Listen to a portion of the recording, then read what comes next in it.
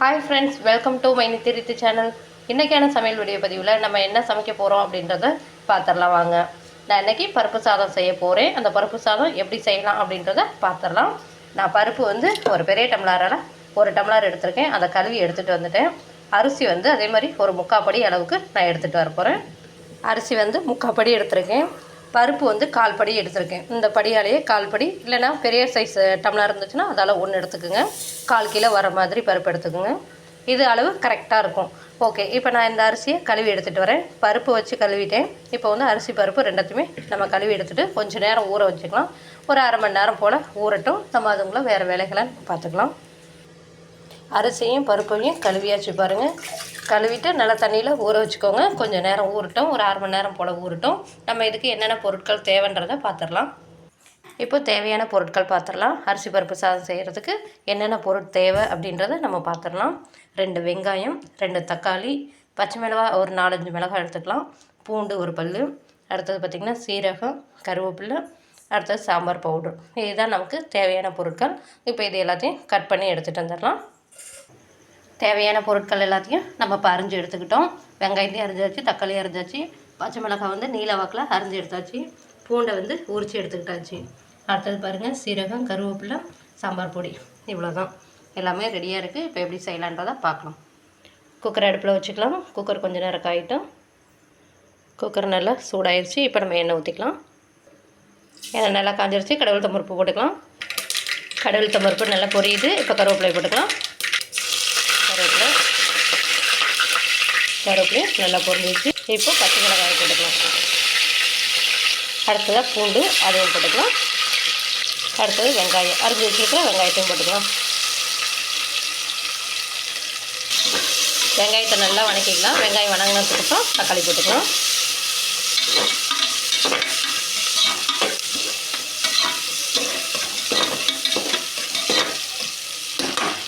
வெங்காயம் நல்லா வணங்கி வரட்டும். இப்போது நம்ம எடுத்து வச்சுருக்கிற சீரகத்தையும் இது கூட சேர்த்துக்கலாம். நல்லா மிக்ஸ் பண்ணிக்கலாம். இதையும் வெங்காயம் வணங்கிருச்சு. இப்போ வந்து அரிஞ்சு வச்சுருக்கிற தக்காளியும் நம்ம போட்டுக்கலாம். இதை நல்லா கிண்டி விட்டுக்கலாம். வெங்காயமும் தக்காளியும் நல்லா வணங்கி வரட்டும். வெங்காயம் தக்காளி சீக்கிரமாக வணங்குறதுக்காக நம்ம கொஞ்ச நேரம் உப்பு போட்டுக்கலாம். இந்த அளவுக்கு போட்டு வணக்கினா போதும். இது கொஞ்சம் நேரம் வணங்கட்டும். நம்ம அரிசி ஊற வச்சுருந்தோம் பார்த்திங்களா, தண்ணியெல்லாம் இறுத்து எடுத்துக்கலாம். வெங்காயமும் தக்காளியும் நல்லா வணங்கிடுச்சு பாருங்கள், இந்த அளவுக்கு. இப்போது நம்ம கொஞ்சமாக மஞ்சத்தூள் சேர்த்துக்கலாம். நம்ம ரோஸ்ட்டு கூப்பிட்டுக்கிட்டே இருக்கோம். மஞ்சத்தூளும் போட்டாச்சு. மஞ்சத்தூள் போட்டு நல்லா கிண்டிக்கலாம். காலையிலே மேடம் ரொம்ப குசியாக இருக்காங்க, இப்பில் அடித்து கூப்பிட்றாங்க. அவங்கள இப்போ திறந்து விட்டோம்னா நமக்கு சமையல் வேலையை கெடுத்துருவாங்க. இப்போ கழுவி வச்சுருக்கிற அரிசியும் பருப்பையும் இது கூட கொட்டிக்கலாம். கையால் நல்லா வலிச்சு விட்டுக்கலாம்.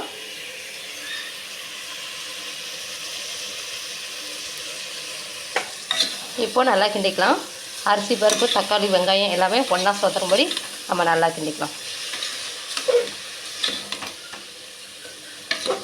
இப்போ நமக்கு தேவையான அளவு தண்ணியை ஊற்றிக்கலாம். 3/4 படி அரிசி எடுத்துருக்கேன். அதே அளவு 2 தடவை தண்ணி எடுத்து நம்ம ஊற்றிக்கலாம். ஓகே, இப்போ தண்ணி அளவு எடுத்துகிட்டு காட்டுறேன். ஃபஸ்ட்டு படி தண்ணி ஊற்றிக்கலாம். இது 2வது படி தண்ணி. இதையும் நம்ம ஊற்றிக்கலாம். நல்லா கிண்டி விட்டுக்கலாம். இப்போது நம்ம எடுத்து வச்சுருக்கிற சாம்பார் தூள் கொஞ்சமாக எடுத்து வச்சுருக்கோம் பார்த்திங்களா, அதையும் போட்டுக்கலாம். எடுத்து வச்சுருக்க சாம்பார் தூளையும் போட்டாச்சு. இதையும் நல்லா கிண்டிக்கலாம். கிண்டிக்கிட்டு உப்பு தேவையான அளவுக்கு நம்ம பார்த்து போட்டுக்கலாம். கொஞ்சமாக தானே உப்பு போட்டோம். வெங்காயமும் தக்காளியும் வணங்குறதுக்காக உப்பு போட்டோம். அந்த உப்பு வந்து பத்தாது. மீண்டும் நம்ம கொஞ்சம் உப்பு போட்டு உப்பு போதுமானு செக் பண்ணி பார்த்துக்கலாம். நான் திரும்ப வந்து இந்த அளவுக்கு உப்பு போடுறேன். ஏன்னா 3/4 படி அடுத்தது பருப்பும் வேறு இருக்குது. அதனால் இந்த அளவுக்கு நம்ம உப்பு போட்டுக்கலாம். உப்பு போட்டு நல்லா கிண்டி விடுங்க.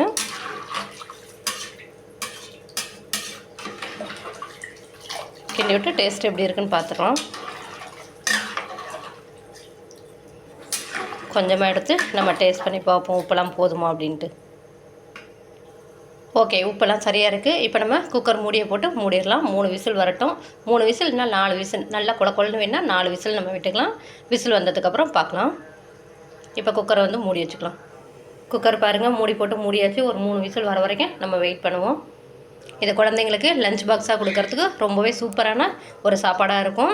ஓகே, நீங்களும் உங்கள் வீட்டில் இதே மாதிரி செஞ்சு சாப்பிட்டு பார்த்துட்டு எப்படி இருந்ததுன்னு என்னுடைய கமெண்ட் பாக்ஸில் கமெண்ட் பண்ணுங்கள். இப்போ வெந்ததுக்கப்புறம் நான் ஓப்பன் பண்ணி காமிக்கிறேன்.